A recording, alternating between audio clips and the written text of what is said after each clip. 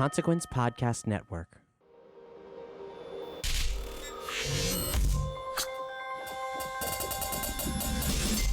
Welcome to another edition of Kyle Meredith With, an audio interview series presented by WFPK Independent Louisville, Consequence of Sound, and the Consequence Podcast Network.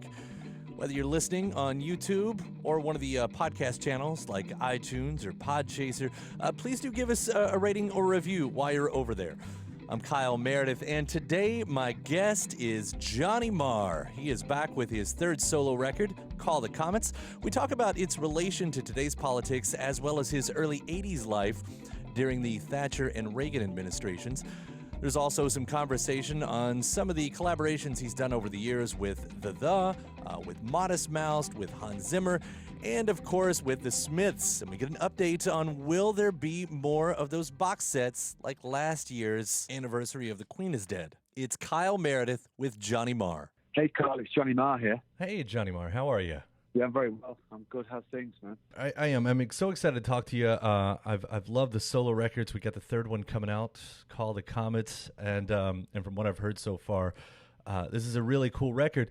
And I guess the easiest place to talk about is maybe the loose narrative that kind of goes throughout this one. As I gather, it's about an alternative society in the, as you put it, not too distant future. Yeah, the record does have a theme that I come back to in the songs that aren't the personal ones, and that theme really is that I found myself kind of because I genuinely like to think about things I pick up on in society, and I've done that on the first two records. I genuinely like to do that, but I found that I didn't want to sing about society as it is now, and so I ended up, I guess, going into my imagination and singing about a sort of, in a way, an alternative society, or what it would be like if we had a different one. It's not too as conceptual as that might sound. I mean, really what happened was with everything that's been going on over the last couple of years politically, I just didn't want to be brought down by, or have my record brought down by singing about the political scene. But you can't help but sing about the world you live in. So I ended up kind of, as I say, going into my imagination somewhat and singing about what it would be like. There's a few songs on there that are kind of what it would be like to be in a different society. The opening song, Rise, is pretty much two characters, man, woman, lovers, partners, friends, me and the audience, whoever, kind of going, all right, well, we've got this new future to deal with. Are we both up for it? And it's a very sort of stirring song. And once that was in my imagination, a few other songs kind of followed that kind of theme. When you look at this, and so we're talking about, sort of some inspirations from Brexit, from what's happening in the White House, certainly other places around the globe too. Do you see similarities of early 80s England with the Thatchers and everything that was happening there, the Reagans over here? It's a good question, I think. I guess when I first started putting the solo records out, I found that I was being asked in interviews quite a lot about, my feelings about whether musicians these days are less political, or should people have more political kind of commentary in their songs. I think the answer to that is no. I don't think there's a responsibility of the artist, any artist in movies or music or anything really. There's not. It's all up to the individual. However, I do started out in the early 80s when in the UK Thatcherism had a very, very big influence on our day-to-day living, and as did Reaganomics, I suppose is the name for it in the US. And really, me and what I was doing with the Smiths and a whole bunch of the British bands, The Cure, New Order, I guess Depeche Mode, on and on, without having to stand on a soapbox and be preachy or even be overtly political, it was understood really that there was a common enemy that we felt that we were being squeezed out by, and that kind of poor folks were being kind of squeezed out by, and music fans. So just the act of being in a band felt almost like a position, taking a position. Mm-hmm. So, I'm known for coming from that period and And I guess people who are interested in me or followed me over the years can kind of guess how I feel about certain things and certain people who are on the political scene. So I find that I'm being asked kind of a lot about that. But to answer your question, yeah, I think it is starting to feel a little bit like the squeeze is on, and there are people who are controlling our lives and are very, very big in our lives who remind you of those other figures. You know, it feels like similar kind of similar issues, similar kind of struggles, similar kind of frustrations. But I do have to say that, strangely enough, those people kind of almost did me a favor with my record, because I so wanted to not have them in my songs. I kind of with that my life as a musician and my life as a music fan can be about escaping those things. And that, let's call it rock music, if you like, can be a pretty useful escape from those kind of concerns, you know. I always assume that my audience are people who are like me and who like music for the same reasons. And, you know, a few songs into the record, I thought, hey, yeah, you know, this is pretty cool. I'm singing about escape here. You know, there's quite a few songs that are about different, just getting away from it. And with the exception of one song, which is called Bug, which is directly influenced by the feeling of the virus spreading through us, the virus that is the right-wing ideology. With the exception of that song, the record is a musician escaping into his band and his life, his music, in music. And hopefully I've made a record that when people listen to it can make them feel like they're escaping too. You know, I've got no answers to what ails us, and I don't feel myself that I'm smart enough to have any kind of solutions. But I think if I can make for a really interesting list, then I'm doing my job, you know. I mean, you can definitely get that, and I sort of had that written here, escapism and inspiration, because I know one is to, you know, to kind of pull away from maybe the uglier stuff out there, and then to kind of give that inspiration to make that better life. And I know that's heard throughout this record. So I'm good. Yeah, I'm glad you picked up on that. Yeah, and I know there are a lot of, you know, singular issues that you could focus on if you wanted to. Before the record came out, there was The Priest, which I think I remember reading kind of hit on the homeless epidemic that's happening out there. And I want to tie that in because you mentioned some of the other 80s bands that you came up with, Depeche Mode being one of those. A couple years ago, you covered I Feel You. I hear that sound coming through a song like The Priest, and I think it's a little bit in there in New Dominoes as well. I don't know if there was a direct influence in there, if it's sort of just, you know, your time and era, you know, proving itself and showing itself. Well, you know, there's a very practical reason for that, and that's my studio space is in an old factory. It's on the top floor of an old factory building on the outskirts of town, and I think the environment feels very industrial, you know, and that kind of seeps into it without a doubt. Being high up there in this big industrial place makes you feel a certain way, and I like that kind of music anyway. It's to me, it's when those bands were starting out, when we were all starting out in the early 80s, it was quite exciting to take the technology of the drum machines and kind of mess with them a little bit. I think that felt very forward-looking to me, and it's funny. The songs you mentioned, The Priest and New Dominions, and there's a couple of others on the record, were a direct result of me following that process where I took a drum machine and I put it through a bunch of guitar pedals and with echo on and lots of reverb and made this big kind of industrial kind of noise. And I thought, oh yeah, that's a kind of cool atmosphere that I've set up there. It isn't necessarily me taking a song into my band and playing it on a guitar and singing it and saying this is the way the song goes, let's all join in. It's that kind of industrial process. So I like that. It still feels it feels much more musical and creative than pushing a mouse around on a computer screen and pulling down a bunch of menus.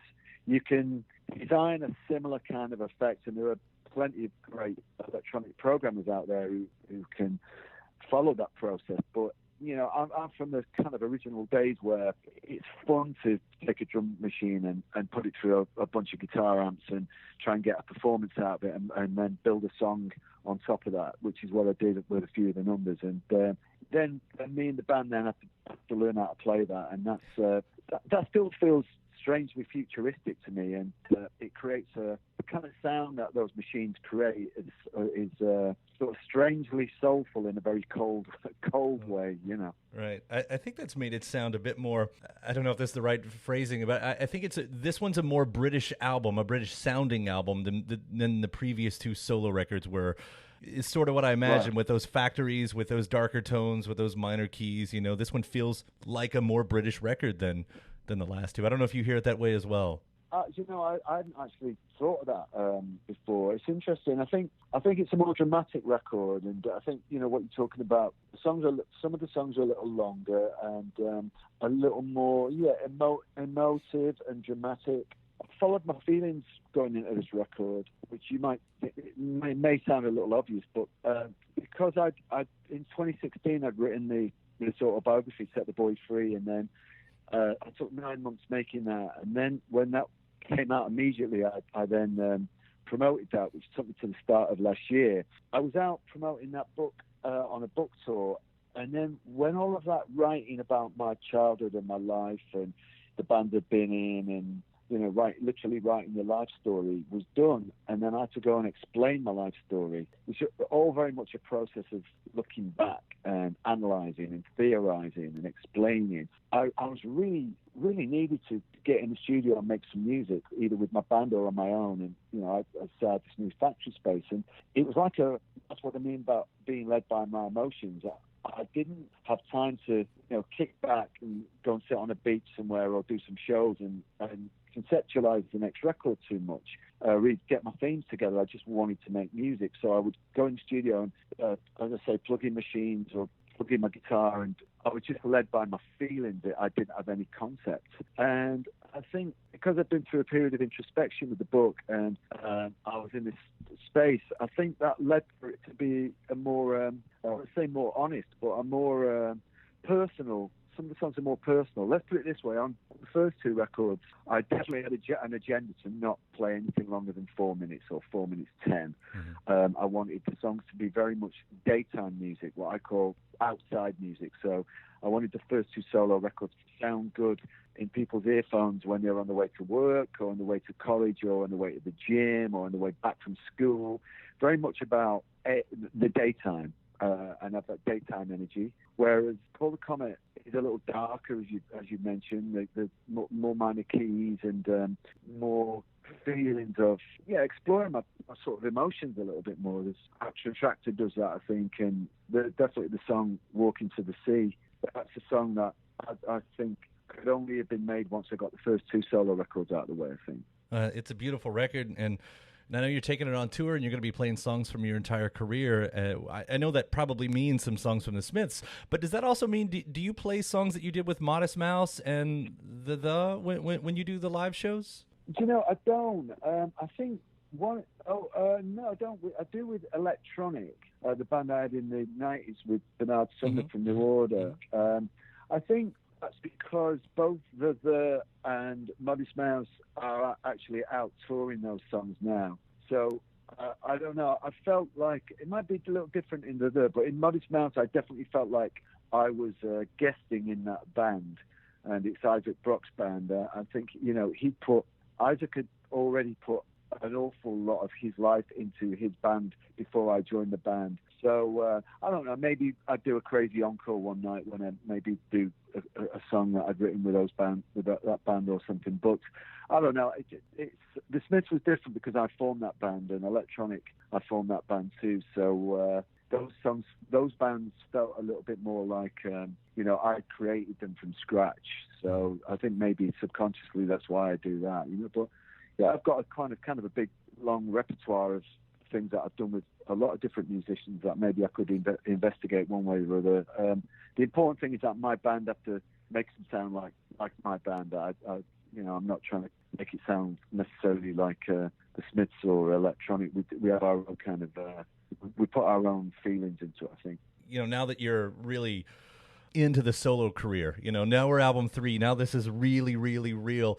Do you think your days of joining bands, and I'm not talking about collaborations, but like you'd done with Modest Mouse and that, do you think that's in the past, and this is now what we're getting? Yeah, I do, to be honest, Carl, because this feels very much like my day job. Running the band, fronting a band, gives you plenty of work to do and plenty to think about, and it gives me a lot of outlet as well. So any free time that I may have in the future, I like to be taken up by looking for inspiration for songs, song titles, concepts of songs, a lot of reading, a lot of watching films, and with my antenna up for things that I can sing. So I think this definitely is my main thing. I don't really see myself joining the group. If I'd wanted to be in another group, I would have joined the reformed Verver, I think, because that was a proposition, or it's a scenario that maybe could have happened, and I have a real brotherhood with that band. I played on the comeback song, which is a beautiful song called "We Can't Stop What's Coming." I really was happy to do that, and as anyone who's read my book or followed me over the years knows, that really I was a potential member of the before the Smiths even, and so to have 35 years later to have played on the comeback single was felt really right to me. But that band have gone out on tour now, and I ended up recommending one of my friends to take my place, simply because I have a solo career and a big organisation that I have to kind of steer, and that's nice. That's a good thing. I feel good about it creatively and personally. The couple other things I'll hit here though, collaborations with Hans Zimmer have been really fun. Are there more of those planned? Hans and I have always got the door open.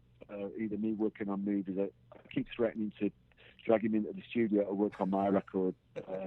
Stu was so busy, but yeah, I've done a few movies with Hans now. I got very spoilt that the first one was Inception, which won a bunch of Oscars and was a really beautiful experience. And in a way, I'm very proud that brought guitars back into film music, because before that, guitars, believe it or not, had been a real no-no in certainly in big kind of Hollywood movies. So we kind of scored a little bit of a goal there for guitars, and I was involved with the Spider-Man movie, and we did a Julianne Moore film called Freehold, and there's a couple of other things that I pop up on uncredited on those movies. So I'm always around with Hans. My son is working on a film with him now and plays in his orchestra. So Hans and I are like family, so you can't really get away from that. That's an exciting thing. I think I'll be doing more of that. And the last, we did get the Queen box set last year. Do you think there's more of those? Because that one sort of came out of nowhere. That was a big surprise for Smiths fans too. Do you think you're going to do more of those album box sets? Well, I'd like for that to happen. Really, the short answer is that we could do that with every record, and I have to, if the politics allow, I have to give Warner Brothers all the credit there, because they did a really great job of it. They respected the legacy, they respected my wishes. I was involved quite closely in putting that together with them, and they respected the fans, I think, by putting out something that was classy, and they did it well. So that was great. Credit where it's due, I think. I've always made sure I keep my eye on those things. There was a period in the 90s when I wasn't really very pleased with the sound of what was going out of the Smiths records. I didn't like the way they'd been mastered, and again, the record company listened to my complaints and let me go back and take all of the stuff they put on those 90s records, and they're now out there sounding really good, I have to say. So yeah, there's some good things, I think valid things that are part of all those Smiths records. Not a ton of stuff, but they could do a decent job putting out, I think, pretty much all the official albums anyway, Strange Ways and Meets Murder in the first record. So if they're allowed to do that without too many politics, then I'll get involved and do my bit, And those politics.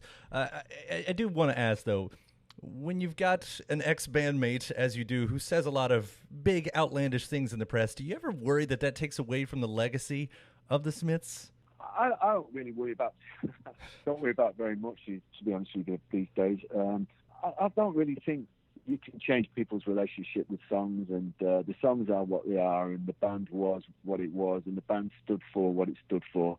We're always very different people, and I think most people know that. So, you know, those things are kind of out of my control. I tend not to worry about things that are out of my control. Just see what happens, you know. Well, so far so good. I mean, the love for the Smiths hasn't ended, nor has the rest of it. And again, I don't want to end on that note right there, but I have been such a fan of these this now trilogy of solo records, and I look forward to keep hearing what you're doing, and especially with the rest of Call the Comet that's on the way. So I thank you for the music, and for the conversation, Johnny. You know, it's all a privilege. You know, thanks very much, man. I'm glad there's people so far away who get what I'm doing. That's very gratifying. Yeah, we'll keep listening. All right. Thanks for calling. Thanks, Kyle. All right, man. Bye now. All right. Take care. Bye. Thanks so much to Johnny Marr for giving me the call. The new solo record is called Call the Comets. Don't forget, you can subscribe to Consequence of Sound's YouTube channel to keep up with your favorite artists and interviews, as well as the podcast folks over at iTunes and Podchaser. They would love for you to give this little series a rating and a review. I would love for that as well. Then you can head over to WFPK.org. That's where I do a show every Monday through Thursday from noon to 3 Eastern. I'm Kyle Meredith. I'll see you next time.